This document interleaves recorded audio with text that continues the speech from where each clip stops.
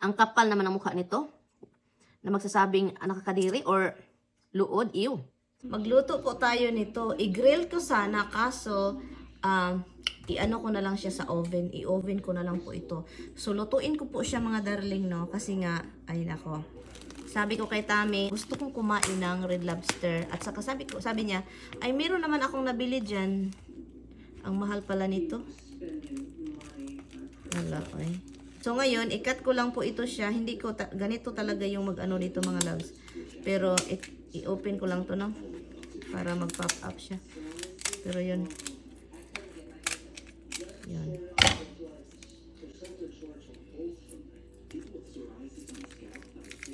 Hugasan ko lang po siya. Akala ko may tao sa labas, kigwa.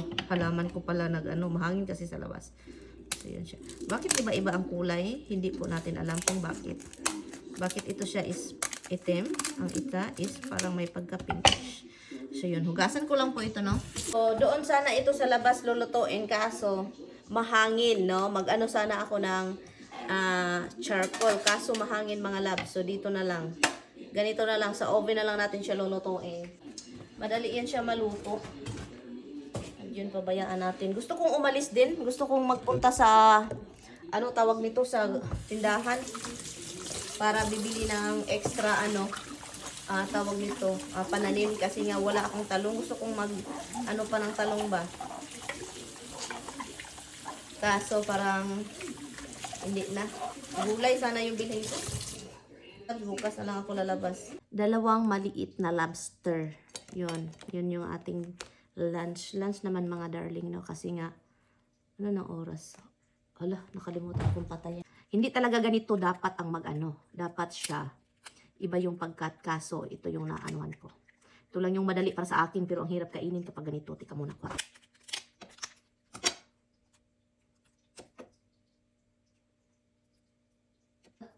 Lemon, no? Lemon lang yung katapat mga loves. Hindi na ako nag-ano ng butter kasi na nga, magsayang pa ako ng butter, no? Ito na lang. Sarap pa. Sarap ng seafood.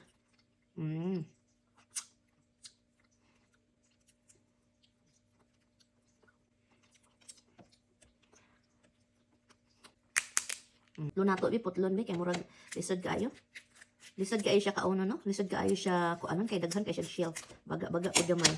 Mahal po talaga ito mga loves. Sa Pilipinas, meron pong lobster ang ating dagat, you know. At ano din siya, mahal. Aabot ng dalawang ganito na malaki, aabot po ng mga 15 to depende yan kung saang lugar. At anong klaseng restaurant yung puntahan po ninyo. Kasi, meron pa ako nakitang vlogger na, mahal po ang bili ng mga lobster. Mga malalaki yun. Abot ng 15 to 12. 12 to 15. Kailangan talaga natin siyang kainin mga loves. Dito. At may nagsabi din pala na, luod nakakadiri pala ang luod. Sabi pa niya, nag-comment siya sa vlog na yun. Yung vlog na yun is, sa hubby ko, no? Kay Tami. Sabi ko, na yes, matanda na si Tami, pero, masarap pa rin, no? Sabi ko. So, ang ano niya mga loves, kay ano man daw, Bisaya man siya, no? Sabi pa niya, ew daw at luod, nakakadiri daw at ew. Ewan ko, no? So, inisto ko yung picture niya mga loves, yung Facebook niya. Hindi naman nahihiya. Yung ating hoy Habs, do you want some? I'll give you some. Hold on, ha? I'll give you, little boy. Oh my goodness, oy. Special mo ng akong bobo, oy. Special mo ng akong baby boy, oy. Hold on, mga loves. So, yun na nga, no? Sabi pa niya, sabi ko sa sarili ko, tignan nga natin itong Facebook account niya.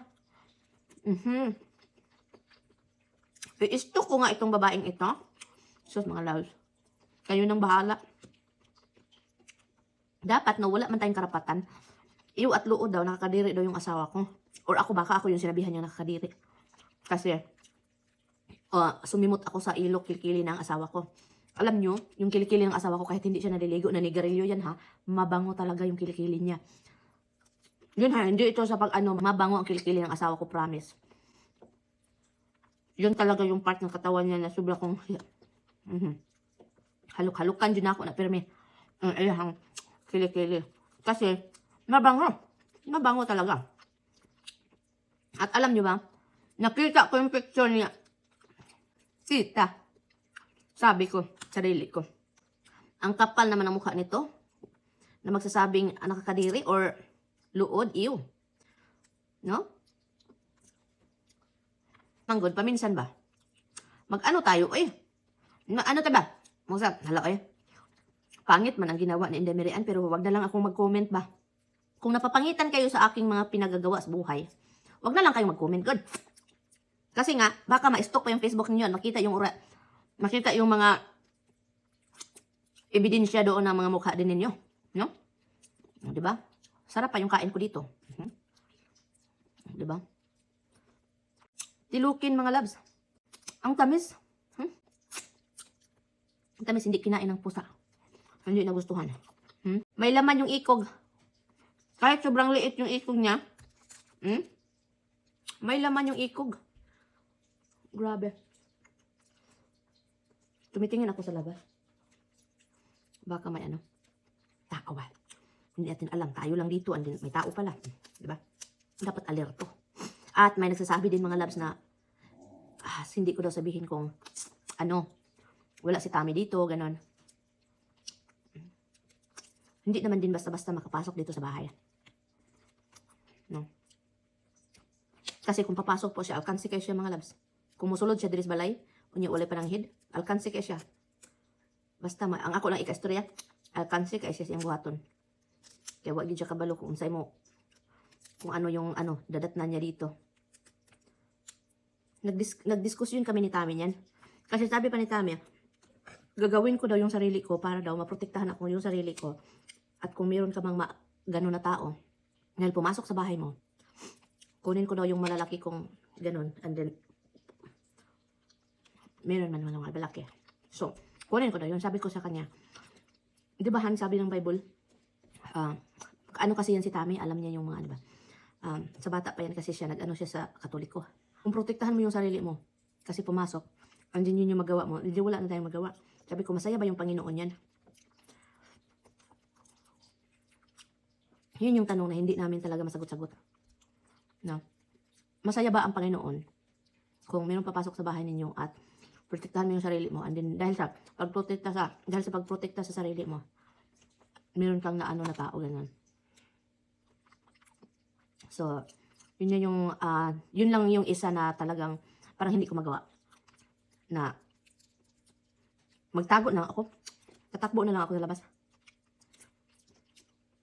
Sabi ko kay Tami, tatakbo na lang ako sa labas. Doon na lang ako magtago. Para naman wala akong na tao, sabi ko sa kanya. Sabi niya, paano na yung mga anak mo? Sabi niya, paano na yung mga alaga ko dito? No? So yun mga loves. Lagyan lang natin ito. Masarap ito talaga. Ayo. Loko. Sarap. With lemon.